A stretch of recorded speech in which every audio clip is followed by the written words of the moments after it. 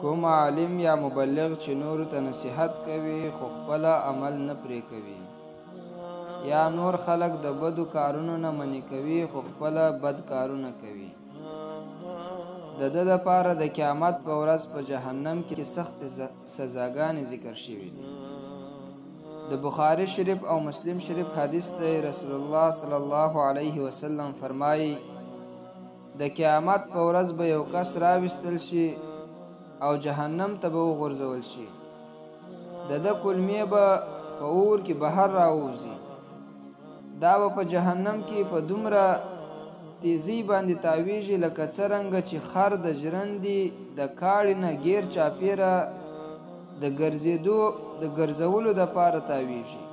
نور جهنمیان به ده ته راجمع سي او ورته وبه وایي چې ای فلانیه، دا ته په څه حالت کې یې؟